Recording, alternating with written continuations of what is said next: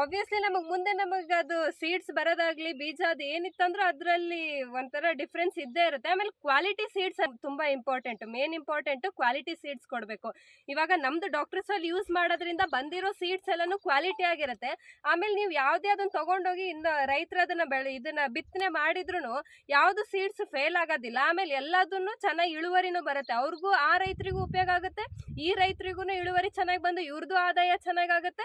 So ಇವರೆಲ್ಲ ಚೆನ್ನಾಗಿತ್ತಂದ್ರೆ next ನಾವು ಚೆನ್ನಾಗಿರ್ಬೋದು ಅನ್ನೋದೇ ನಮ್ದ ಆಸೆ.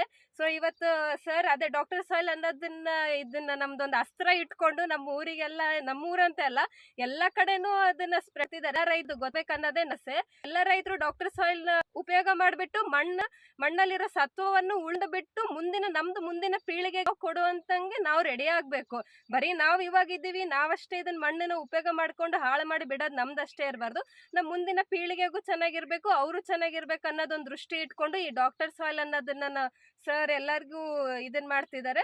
ಸೊ ಡಾಕ್ಟರ್ ಸಾಯಿಲ್ ಎಲ್ಲರೂ ಬಳಕೆ ಮಾಡೋಣ, ಎಲ್ಲರೂ ಚೆನ್ನಾಗಿರೋಣ, ರೈತರು ಚೆನ್ನಾಗಿದ್ರೆ ನಾವು ಚೆನ್ನಾಗಿದ್ದಂಗೆ ಅಂತ ಹೇಳ್ತಾ ಮಾತುಗಳನ್ನ ಮುಗಿಸ್ತೀನಿ. ಧನ್ಯವಾದಗಳು.